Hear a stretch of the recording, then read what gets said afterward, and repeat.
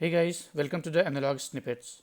In this video, we will introduce the concept of linear voltage regulators and LDOs. Linear voltage regulators are part of power management circuits. It can be considered as a power converter, especially a DC to DC power converter. Here DC stands for direct current as opposed to AC or alternate current.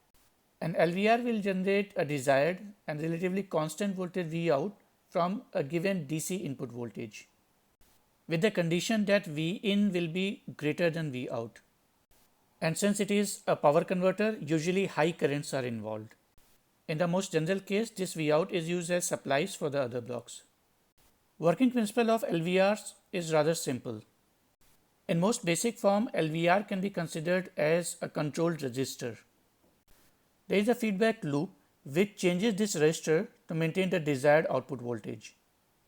So from this diagram you can understand the origin of the term linear voltage regulator. It is a voltage regulator because it produces a regulated voltage in response to the changes in I out or V in or both. And since it is controlled by a linear feedback loop, it is known as linear voltage regulator. There is another class of DC to DC power converters known as switching power converters. We'll compare these switching power converters with LVRs in a minute. Before we do that, I wanted to introduce an important figure of merit of power converters known as power conversion efficiency.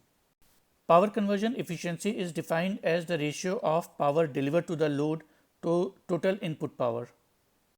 Output power is simply V out multiplied by I out. And assuming for the moment that control loop doesn't take any current, all this I out flows through the V in. So input power is simply V in multiplied by I out. So in effect, the efficiency of linear voltage regulator is simply output voltage divided by input voltage. And this number is often expressed in percentage. In practice, this is an upper limit to the LVR efficiency, because in reality, control loop will take some current and that current will come from the V in. So in reality, input current will be higher than I out. So if we are generating 2 volt output from a 5 volt input, the efficiency cannot be greater than 40%. And that doesn't sound a particularly impressive number. So where is that 60% power going? In fact, that is dissipated in this controlled resistor. And that may seem to be a sheer waste of input power. Switching regulator, in particular inductive switching regulator, regularly achieve efficiency in excess of 80 to 90%. Include the fact that switching regulators can not only generate voltages lower than V input, but also higher than V input, even the negative voltages. One can left wondering why to use linear voltage regulators at all. So let's try to answer this question first. This will also put LVRs in their proper place in power converter domains. Let's start with comparing the circuit complexity. An LVR can be designed by one engineer from start to finish in about 3 months, and it would take around 0.05 mm square area. To design an inductive switching regulators from start to finish, it may take 4 or more engineers working for 6 months, potentially 1 year, and it may take in excess of 1 mm square area. Here SMPS stand for switching mode power supplies. If we define circuit complexity by number of engineers multiplied by design time multiplied by area, then SMPS is more than 100 times more complex than linear voltage regulators. Given the fact that SMPS requires 2 if not more off-chip components in form of inductors and capacitors, while LVR can potentially be designed fully on chip, and you get the idea. Let's next consider quiescent current. Quiescent current is current taken by regulator when I out is 0 or there is no load. Linear voltage regulators can be designed at very low quiescent current, tens of microampere, even potentially few microamperes, while quiescent current of a typical inductive SMPS is in milliampere, if not in tens of milliamperes. As a result, at low output currents, SMPS efficiency is rather poor. So if you are designing a very low power circuit, you are more likely to use LVRs. Let's say you are designing power management for a chip which has only one 5 volt supply available, and you need to generate a 1.8 volt analog supply and a 1.2 volt digital supply.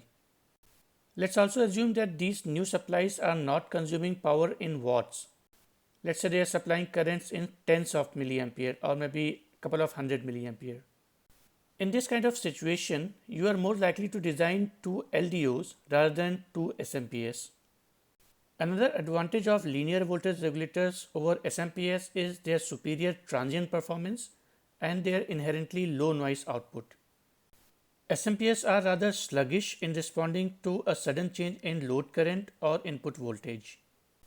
And because of the switching nature of the converter, there is inherent switching noise at the output. Please note that most of these points are made for inductive switching converters. Capacitive switching converter falls somewhere in between linear voltage regulators and inductive switching converters. The point I am trying to make here is that in most scenarios, linear and switching voltage regulators are not competing with each other. Okay, after this detour, let's take a closer look at linear voltage regulators. The control resistor in LVR is implemented using a MOSFET or a BJT. So here I am using a PMOS. Also, this device can be either on-chip device or an off-chip component. The feedback is negative feedback, which is implemented using amplifiers. Here, amplifier polarity ensures that total feedback is negative. Resistor divider is not fundamental to the structure. There may or may not be a resistor divider. So in this configuration, Vout is given by this equation. As Vout is going to act as a power supply, there may be a big capacitor at Vout. As we'll see in future videos, there may be a lot of variation in this basic structure. But for now, we'll take this structure as our example and work on the specifications. Probably the most important specification for a linear voltage regulator is its output. As usually is the case with any other design, LVR specification also come with tolerance or a range. This range can be expressed in terms of percentage or in absolute values. So let's take an example. We want to design an LVR with output voltage of 1.8 volt.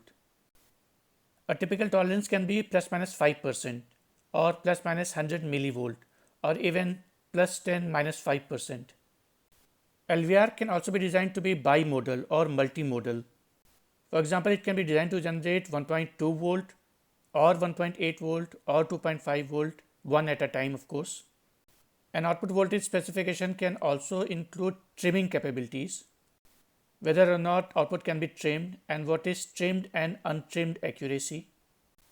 But these are optional specifications and may or may not be present. The next specification is input voltage range. For LVR, it has to be higher than output voltage range, at least by a couple of hundred millivolts. Additional spec may include noise on the input voltage or its maximum power delivery capabilities. The difference between input voltage and output voltage is known as dropout voltage. A low dropout voltage regulator or an LDO is a voltage regulator which allows a low dropout voltage. There is no well-defined limit how low, but typically less than a volt. But even if dropout is not that low, an LVR may be termed as LDO. So these are quite interchangeable terms. In fact, LDO is the more popular name. The next specification is output current range. The lower limit is not always specified, and upper limit is almost always a DC current. Additional specification may include transient current specs. Next specifications are load and line regulation specs. As output current increases from its minimum value to maximum value, the output voltage drops.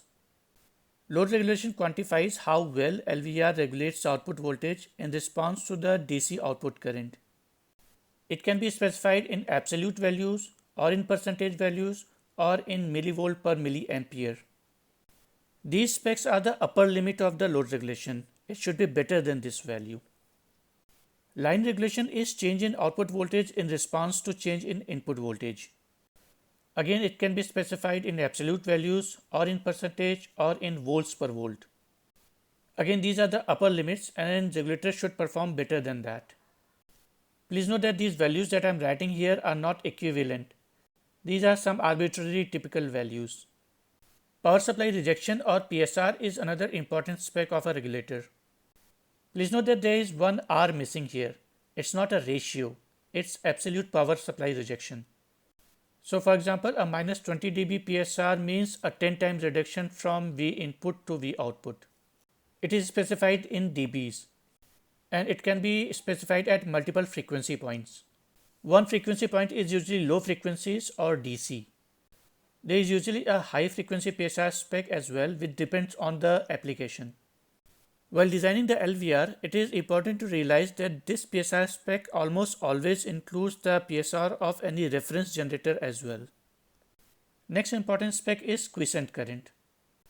If the LVR has a minimum load current requirement, then this quiescent current should include that minimum load current. Some regulator design increase their amplifier current with the load currents. So there may be an additional specs of current efficiency at the high current. Please note that even though the power efficiency of LVRs is not that good, but the current efficiency can be rather high. Another important spec is total capacitance present at the output. Some LVR designs have a minimum requirement of the output capacitors for them to be stable, while some other designs may have an upper limit. It is vitally important to know if the external or off-chip capacitors is available to be used before we start the design. This off-chip capacitor will require a pin in the chip, so it is an important consideration. Also note that this output capacitor includes any capacitance offered by the block pin supplied by this LDO. Off-stage leakage current can be another important spec in some applications. It is the current taken by regulator when it is turned off. Another specification can be the state of output voltage when regulator is off. Output can be left floating or it can be pulled down to ground by a specified resistance. Other specs may include startup time and overshoot and undershoot during startup, output noise, and even power dissipation capabilities. I think this is a good enough list for us to get started. In next few videos, I'll go more in details of the linear voltage regulator design. But for now, this is all I have to say. So please post your comments below and thanks for watching.